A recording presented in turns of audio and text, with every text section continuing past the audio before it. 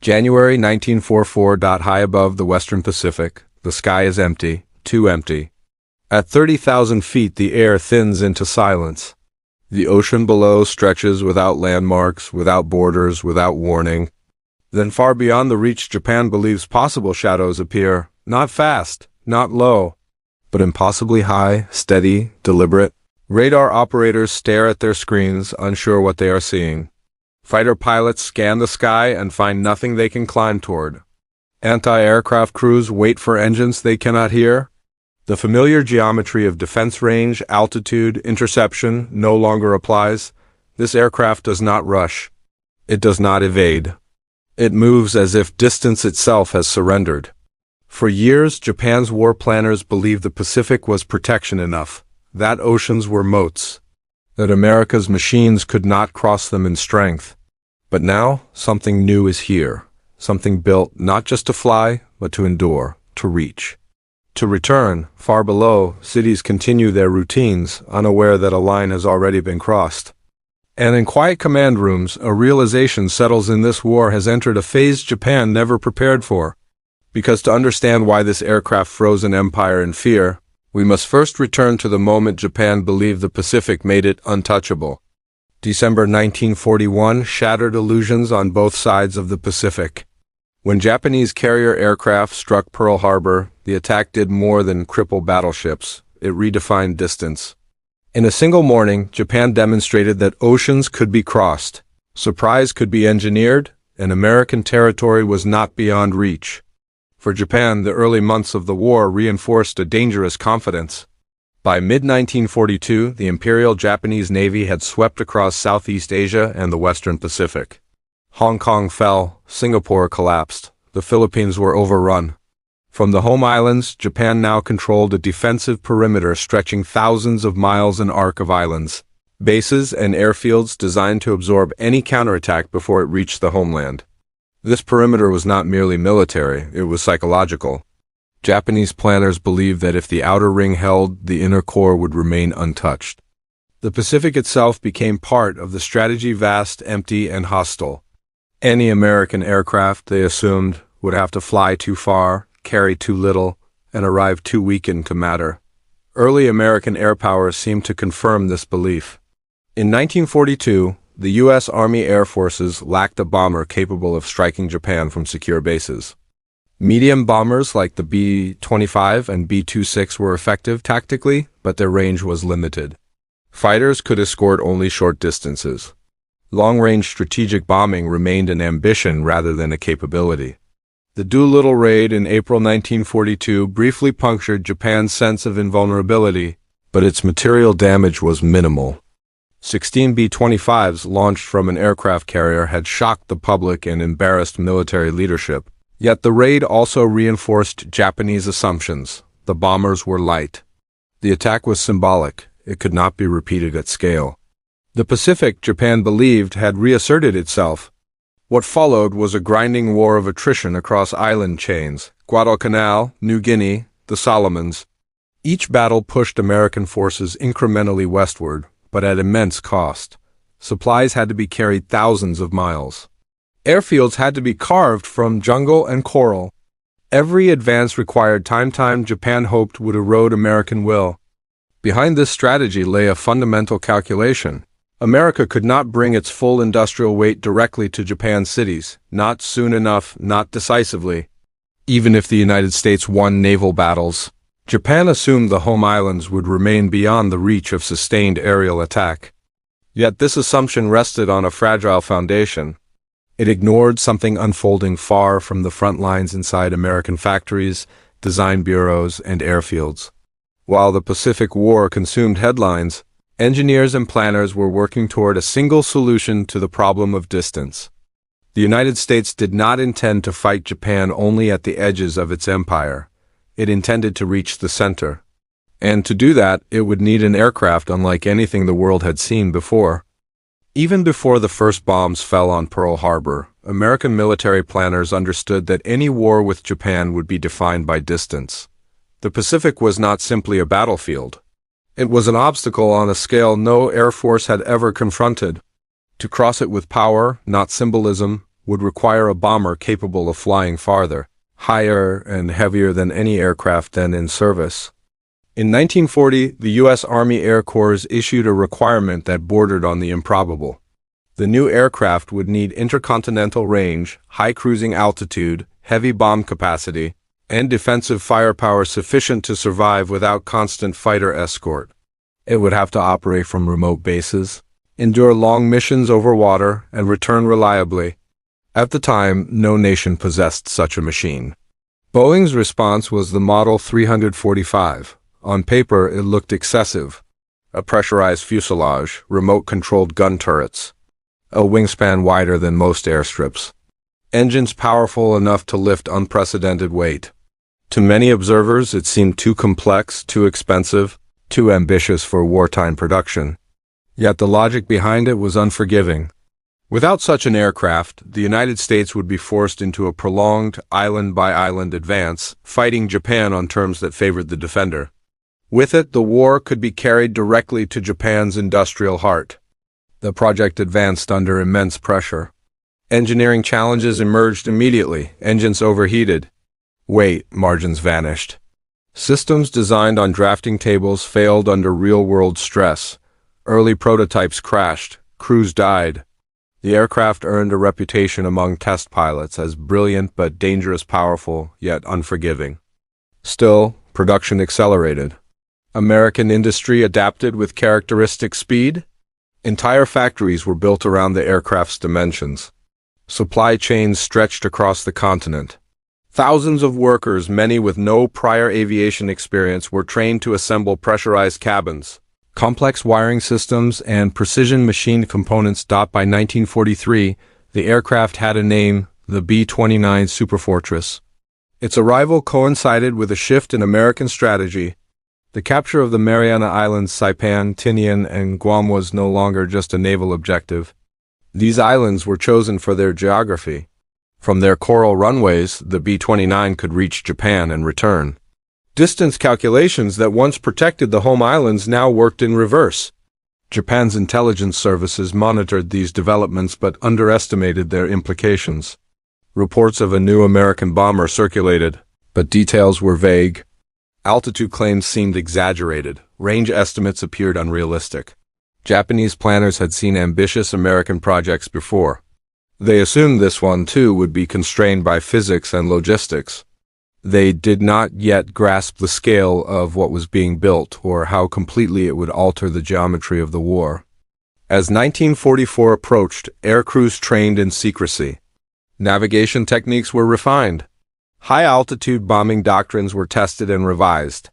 Every aspect of the mission engine management, fuel consumption, crew endurance was studied in detail. The Superfortress was not designed for dramatic entrances. It was built for inevitability. And when it finally appeared over the Pacific, it did so not as a raid, but as a declaration. A declaration that distance no longer mattered. The B-29 Superfortress was not an evolution, it was a rupture. Every major system reflected a single priority: reach Japan and survive. Pressurization allowed crews to operate at altitudes where oxygen masks were no longer constant burdens, reducing fatigue on missions that could exceed 14 hours.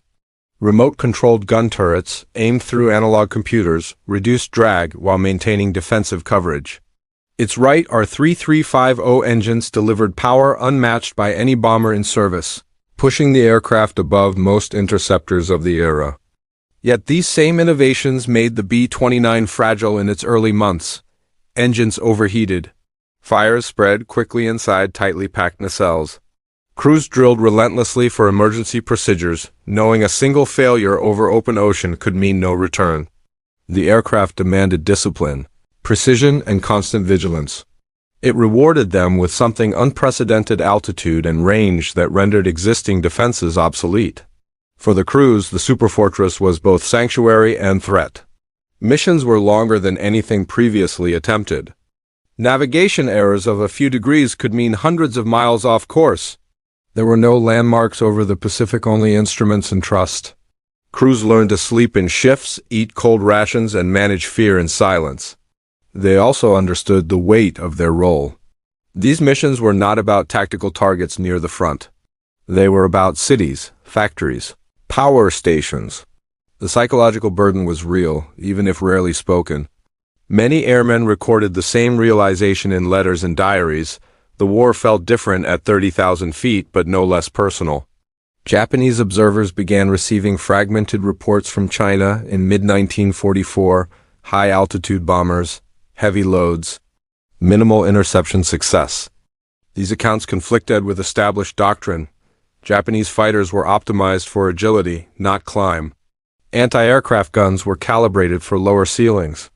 Commanders assumed adjustments could be made in time. They failed to see was that the window for adaptation had already closed. The aircraft approaching Japan was not a future threat. It was already operational. And as these angles converged, technology, humanity, and miscalculation, the stage was set for the moment Japan would finally see the superfortress for itself. At the highest levels of American command, the B-29 represented more than a weapon. It was a strategic wager. General Henry Hop Arnold believed that air power could compress time, that by striking Japan's industrial core directly, the war could be shortened without a catastrophic invasion. This belief drove decisions that prioritized the superfortress even when resources were scarce and results uncertain. Early missions from bases in China proved costly and inefficient, hampered by supply lines that stretched over the Himalayas. Yet leadership persisted, convinced the concept was sound even if execution was flawed. When the Marianas were secured, command structures shifted rapidly. New bases were prepared with urgency. The aircraft would finally operate under conditions it had been designed for. Japan's air defense network was formidable on paper. Fighter units ringed major cities. Anti-aircraft batteries protected industrial zones. Radar installations provided early warning against aircraft flying at expected altitudes and speeds. The superfortress did not conform to those expectations. Interceptors struggled to climb high enough before bombers passed overhead. When they did engage, the B-29's defensive firepower and tight formations proved lethal. Ammunition shortages, fuel constraints, and inexperienced pilots compounded the problem. Each failed interception eroded confidence, not only in equipment but in doctrine itself. Strategic bombing had always carried ethical weight, but the B-29 magnified it. This was not battlefield support. It was industrial annihilation from beyond retaliation. Commanders framed it as necessity, a way to break production and morale without sacrificing ground forces. For civilians beneath the flight paths, it felt absolute. The aircraft's altitude placed it beyond sight and sound until bombs fell. There was no warning roar. No visible enemy, only destruction arriving from an empty sky. By late 1944, all these angles converged. Leadership committed fully. Defenses faltered, moral boundaries blurred under pressure to end the war. And then, over the Pacific, the superfortress crossed the last invisible line. The moment Japan froze was no longer theoretical. It was about to become undeniable. November 24, 1944. The weather over the Pacific is clear at altitude, turbulent below. From airfields carved into the coral of Saipan, more than 100 B-29 superfortresses lift into the sky, one by one, their engines echoing across the island. The mission is precise. The target is Tokyo. For the first time, Japan's capital lies within sustained bombing range of an American force designed specifically to reach it. At 31,000 feet, the formation levels off. Crews check oxygen flow, engine temperatures, fuel consumption. Navigation is constant, methodical. There is no rush. The aircraft have been built for this distance. Below them, the Pacific passes in silence. Japanese radar stations detect the incoming formations early, but altitude estimates cause hesitation. Interceptor units scramble anyway. Fighters climb hard, engines straining, pilots watching gauges creep toward their limits. Many will never reach effective altitude in time. As the bombers approach Tokyo, searchlights probe the sky but find nothing.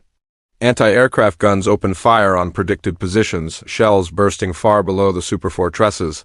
Crews watch flak drift harmlessly beneath them. The calculations are wrong. The ceiling is higher than expected. Bomb bay doors open.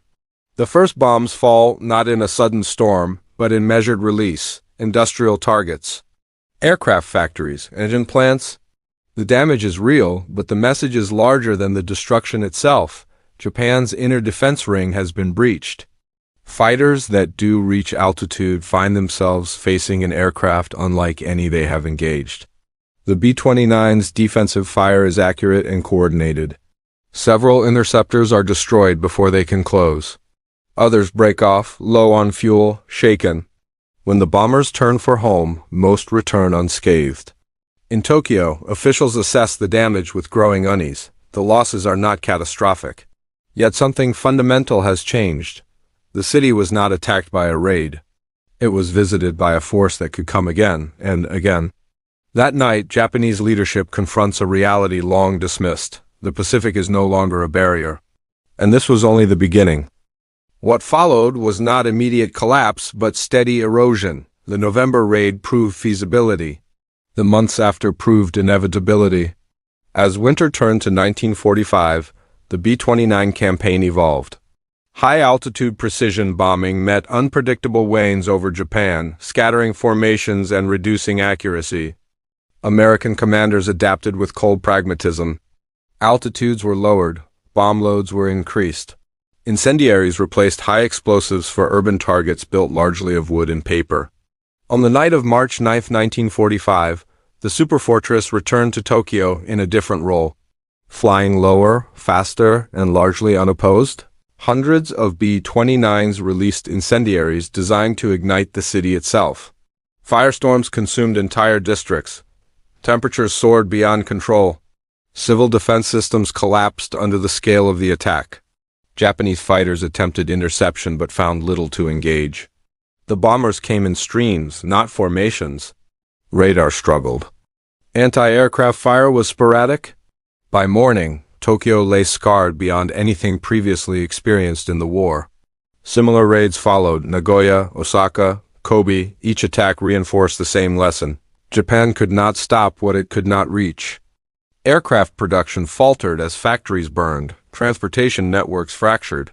Civilian morale frayed under constant threat from an unseen enemy above the clouds. For Japanese leadership, the strategic implications were devastating. Resources were diverted desperately to air defense.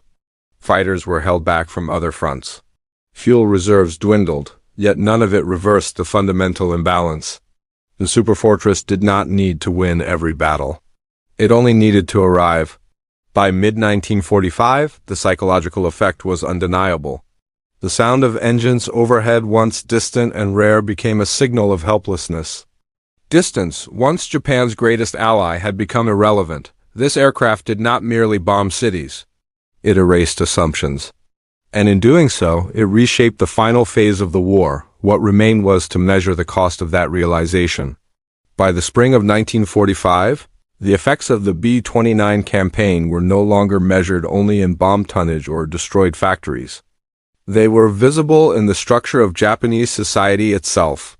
Cities that had taken decades to build were reduced to ash in a matter of hours.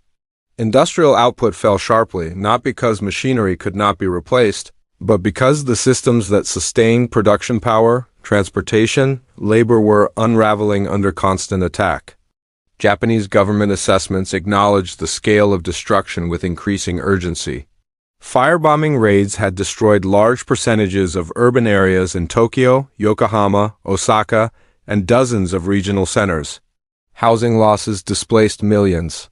Civil defense efforts, designed for limited raids, collapsed under the frequency and intensity of attacks. Shelters filled beyond capacity. Emergency services failed to reach entire neighborhoods. The military impact was equally severe. Aircraft production dropped as factories were destroyed or dispersed. Fuel shortages worsened as refineries burned and transportation links fractured. Fighter units faced a cruel dilemma: conserve aircraft and fuel for homeland defense, or continue supporting distant fronts already under pressure. Each decision weakened another part of the war effort. Psychologically, the campaign inflicted a different kind of damage. For civilians, the enemy was no longer distant or abstract. It arrived without warning, from altitudes that could not be contested. Diaries and reports from the period describe a growing sense of inevitability, a belief that survival depended less on preparation than on chance. Within Japan's leadership, debates intensified. Some argued that defenses could still be strengthened, that new tactics or weapons might blunt the campaign. Others recognized the deeper problem. The superfortress represented industrial power Japan could not match and reach Japan could not deny. The Pacific, once imagined as an endless shield, now offered no refuge. And as the destruction mounted, the question facing Japan was no longer whether it could stop the aircraft, but what continuing the war would ultimately cost. As the summer of 1945 approached, Japan's strategic situation narrowed to a handful of grim options. The B-29 campaign had not only reduced industrial capacity, it had exposed the limits of endurance. Food distribution faltered as transportation networks collapsed.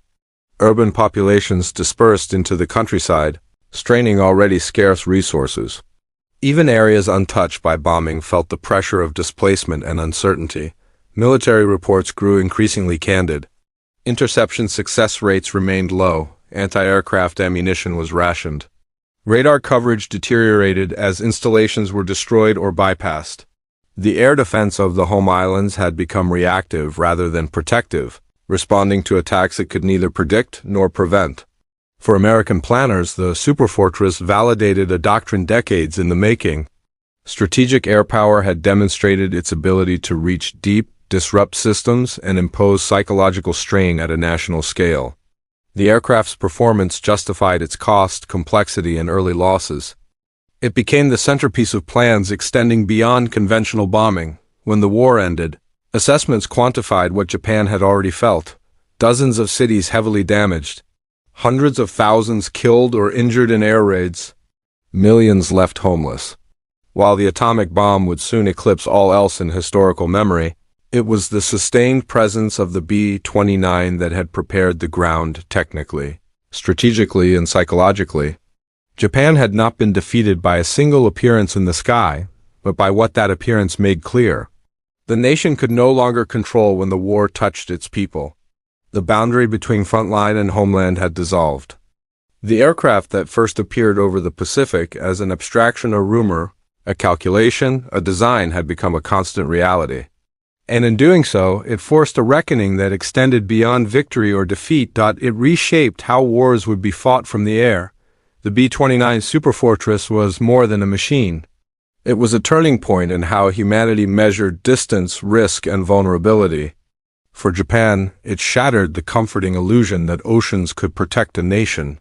For the United States, it demonstrated that technological ambition, industrial scale, and relentless planning could impose will across thousands of miles of ocean and sky. Above all, it revealed the human dimension of modern warfare.